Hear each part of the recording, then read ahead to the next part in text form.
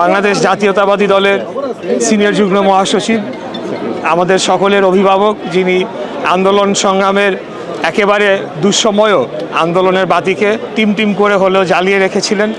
আমি আমাদের আজকের প্রধান অতিথিকে ধন্যবাদ জানাতে চাই। উনি কষ্ট করে ওনার মূল্যবান সময় দিয়েছেন এই অনুষ্ঠানটাকে সফল করার জন্য। অনেক দূর থেকে তিনি এসেছেন, লক্ষ্মীপুর থেকে।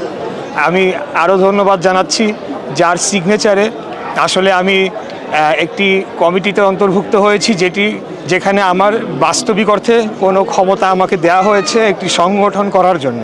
তো আমি এইটাকে একটা মনে করি যে একটা বিশাল দায়িত্ব। এটা কোনো পুরস্কার নয়।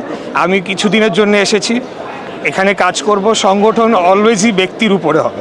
তো আমি এই সংগঠনটিকে আরও কিভাবে বড় করা যায়, আরও কীভাবে শক্তিশালী করে রেখে যাওয়া যায়, যাতে আমার পরবর্তীতে যিনি আসবেন তারা এটিকে এগিয়ে নিয়ে যেতে পারেন, সেই কাজটি করে যাব।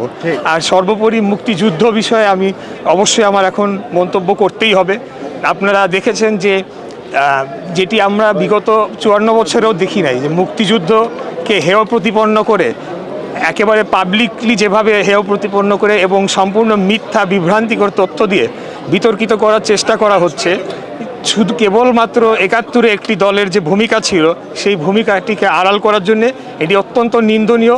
গণ অভ্যুত্থানের পরে গণ অভ্যুত্থানের পক্ষের যারা শক্তি আমরা ছিলাম, আমাদের এক থাকার কথা ছিল, কিন্তু আমরা আজকে সেটি থাকতে পারছি কি না সেটি আমাদের মাথায় নিতে হবে। এবং সেটারই কারণেই কি হাদির মতো দেশপ্রেমিকদের উপরে নির্মম বর্বরোচিত হত্যাকাণ্ড সফলভাবে করে পালিয়ে কিভাবে যেতে পারছে। তো এটি আইদার ইন্টেলিজেন্সের ব্যর্থতা, আরেক দিক থেকে দেখতে গেলে ইন্টেলিজেন্সের সফলতা, যেটি আপনারা বলেন।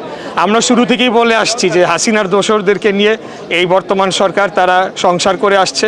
তারা আমাদের কথা শোনে নাই। আমাদের অভিজ্ঞ রাজনীতিবিদরা বারে বলেছেন প্রশাসনের সংস্কার দরকার, কেন নির্বাচন করতে হলে কি সংস্কার দরকার, সেগুলো তারা করে নাই। তো যাই হোক, আমি এখানে বেশি কথা বলবো না। আমাদের সিনিয়র যুগ্ম মহাসচিব, উনি আমাদের নেতা, উনি সব বলে দিয়েছেন। উনি আমাকে সুযোগ করে দিবেন আগামী দিনে এই দলের জন্য কাজ করার জন্য। আমরা ক্ষমতার জন্য লড়াই করি না, সেটা নিশ্চিতভাবে যদি একজন জলজন্ত উদাহরণ থাকে সেটি হলো আমাদের আজকের প্রিয় প্রধান অতিথি। তো ইনশাল্লাহ দেশ এবং জাতির জন্য কাজ করে যাবো। ধন্যবাদ সবাইকে শুভেচ্ছা দিয়ে দেন। সবাইকে আমি শুভেচ্ছা জানাচ্ছি এবং আমি আমাদের নেত্রী, দেশনেত্রী বেগম খালেদা জিয়ার সুস্থতা কামনা করে দোয়া চাচ্ছি সকলের কাছে।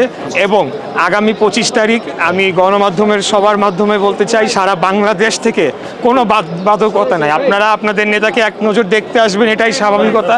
আমরা আপনাদেরকে অভ্যর্থনা জানানোর জন্য ঢাকা মহানগর উত্তর এবং দক্ষিণ বিএনপি আমাদের প্রিয় প্রধান নেতার নেতৃত্বে আমরা সকল প্রস্তুতি সম্পন্ন করার প্রক্রিয়ায় রয়েছি। ধন্যবাদ।